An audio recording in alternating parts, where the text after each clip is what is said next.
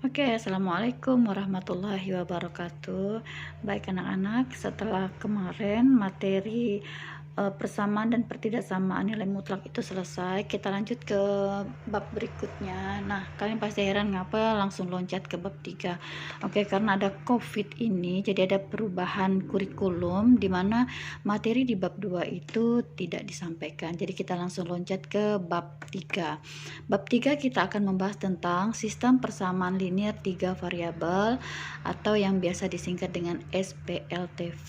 Di SMP kalian udah pernah belajar materi yang serupa, hanya saja di SMP kalian mempelajari hanya yang 2 variabel, yaitu sistem persamaan linear 2 variabel. Nah, di SMA ini ditingkatkan menjadi 3 variabel. Baik, kita langsung ke intinya saja. Karena penjelasan terbatas, jadi ibu ambilkan yang pokok-pokok saja. Baik, kita langsung ke sub materi menyelesaikan SPLTV, menyelesaikan sistem persamaan linear 3 variabel. Ada 3 cara. Yang pertama cara substitusi, yang kedua dengan cara eliminasi, yang ketiga dengan cara gabungan, di mana di dalam cara tersebut ada substitusinya dan ada eliminasinya juga.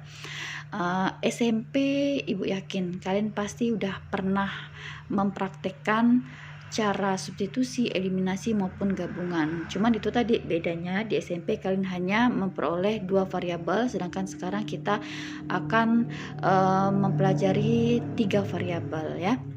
Baik, 2 variabel tentu pasti lebih sederhana dibanding 3 variabel. Maka untuk yang 3 variabel ini agak sedikit panjang, tapi caranya sama. Oke. Untuk yang substitusi eliminasi ibu skip ya.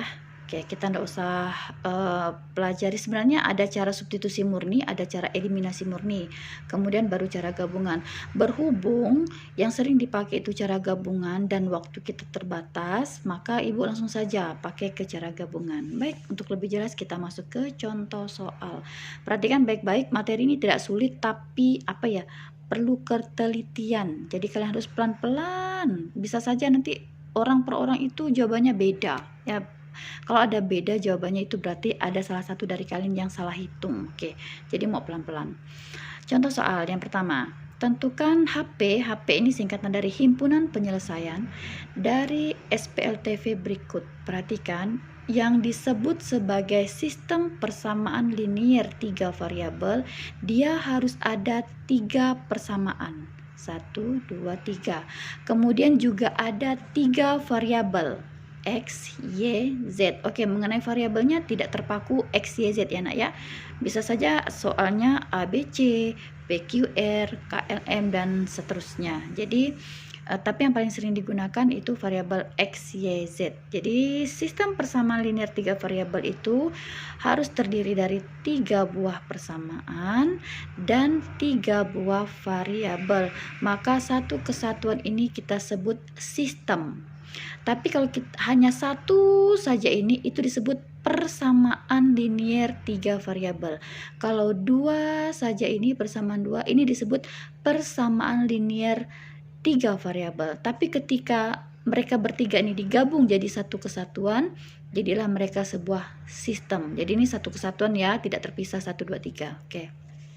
Baik, langkah pertama untuk menyelesaikan SPLTV, perhatikan baik-baik. Lihat ya langkahnya. Yang pertama adalah kita memilih 2 di antara 3 persamaan. Bebas. Kalian bisa pilih 1 dan 2, bisa pilih 1 dan 3, bisa pilih 2 dan 3. Bebas ya. Oke. Sekarang ibu mencontohkan, ibu memilih persamaan 1 dan persamaan 2. Oke. Tulislah persamaan 1 dan persamaan 2. Nah, kemudian dari persamaan yang kita pilih tadi, kita lihat, kita teliti, apakah ada koefisien dari variabelnya yang sama, yang sudah sama. Perhatikan. Nah, misalnya 2x, ini variabel x, ini koefisiennya, nak. Nah, yang ini y, ini berarti ada 1 di sini. Koefisiennya yaitu 1 y, cuman 1 kan tidak ditulis. Z juga, variabel z juga koefisiennya 1. Jadi dari kedua persamaan ini kita teliti manakah variabel yang koefisiennya sudah sama. Oke, kita satu-satu lihat ya. Nah, di sini x koefisiennya 2, x koefisiennya 3, tidak sama. Kemudian di sini Z-nya koefisiennya 1, di sini koefisiennya 2, tidak sama. Nah, di sini nih. Di sini koefisiennya berapa? 1. Di sini juga koefisiennya 1. Abaikan dulu tanda min plusnya ya. Kita lihat koefisiennya saja dulu.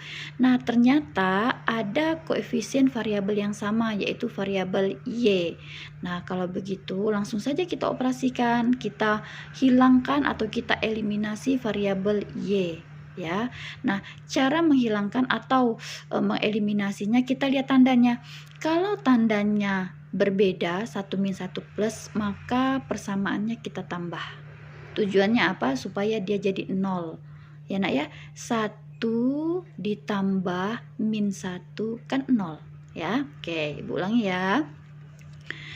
Jadi ketika kalian sudah menemukan koefisien yang sama dari variabel tertentu, maka selanjutnya kalian mengeliminasinya. Cara mengeliminasinya yaitu kalau tandanya sama-sama plus atau sama-sama min, nanti dia dikurang. Tapi kalau satunya plus satunya min, itu kalian tambah. Oke, nah ini koefisien yang sama kan itu variabel Y. Nah, karena tandanya berbeda maka ditambah. Oke, ditambah. Kita tambah semuanya. 2x tambah 3x 5x. Nah, tadi 1y ditambah negatif 1y 0 ya. Nah, kita utang 1, kita bayar 1, maka di sini 0. Variabel y-nya udah tereliminasi, udah enggak ada. Nah, yang ini 1z ditambah 2z 3z. Nah, ini juga ditambahkan nak.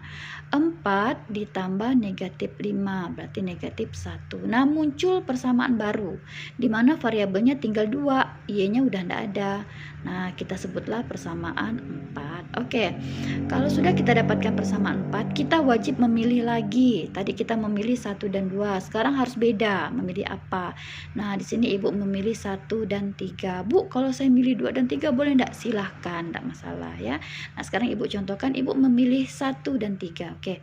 Kita tulis persamaan 1, 2x tambah y tambah z sama dengan 4. Kemudian persamaan 3-nya x tambah 2y tambah 2z sama dengan 5. Nah, perhatikan lagi. Tadi kita bebas mengeliminasi apa? Ya, apa saja boleh, bisa x, bisa y, z kita eliminasi. Ternyata tadi kita mengeliminasi y karena kebetulan koefisiennya udah sama. Nah, untuk yang langkah selanjutnya, karena tadi di persamaan 4 kita mengeliminasi y, sekarang wajib mengeliminasi y juga, enggak bebas lagi. Kalau sini kan tadi bebas, boleh x, boleh y, boleh z yang kita eliminasi. Tapi ketika di sini kita harus mengikuti di atas, karena di atas kita mengeliminasi y, maka di sini juga harus kita eliminasi y. Oke. Nah, untuk mengeliminasinya syaratnya adalah koefisiennya harus sama. Perhatikan di sini koefisien y-nya berapa? 1. Di sini koefisiennya berapa? 2. Tidak sama kan, nak? Nah, harus kita samakan dulu. Caranya kita kali secara terbalik. Nah, ini berarti kita kali 2. Yang ini berarti kita kali 1, ditukar. Ya, pengalinya dari koefisiennya kita tukar. Oke, supaya nanti dia menghasilkan koefisien yang sama. Baik, kita kalikan, berarti yang persamaan 1 dikali 2, persamaan 3 dikali 1. Persamaan 2-nya 2 kali 2x 4x, 1y dikali 2 2y, 1z dikali 2 1z, 4 dikali 2 8. Oke, yang di bawah kan dikali 1, berarti tidak ngaruh ya, tetap. Oke, kalau begitu kita lihat udah sama belum koefisiennya? Sudah sama. Terus tinggal kita eliminasi. Mengeliminasinya kita lihat tanda. Karena tandanya sama-sama plus, maka dia harus dikurang. Nah, kita kurang 4x dikurang 1x 3x. Nah, ini tadi kita kurangi 2 dikurang 2 kan 0. Berarti y-nya sudah tereliminasi. Nah, kebetulan di sini z-nya juga sama koefisiennya. Berarti sama, dia juga tereliminasi sekaligus. Jadi kita dapatkanlah 3x sama dengan 8 dikurang 5 sama dengan 3. Nah, kita bisa mencari x sama dengan 3 dibagi 3 sama dengan 1. Nah, 1 sudah ketemu. X sudah ketemu. Tinggal kita mencari Y dan Z. Nah, kalau X-nya udah ketemu, maka kita masukkan atau kita substitusikan X ini bisa ke 4. Ya, kita masukkan ke 4. Oh ya, bisa masukkan ke 4 saja. Kita masukkan atau substitusikan X sama dengan 1 ini ke persamaan 4. Oke, kita ambil persamaan 4-nya. Nih, Ibu tuliskan substitusi X ke persamaan 4. Kita ambil persamaan 4-nya, 5X tambah 3Z sama dengan min 1. X-nya kita ganti 1. Berarti 5 dikali 1 ditambah 3Z sama dengan negatif 1. 5 kali 1, 5 ditambah 3Z sama dengan negatif 1. Kita mau cari Z-nya, nak. Berarti 3Z sama dengan min 1.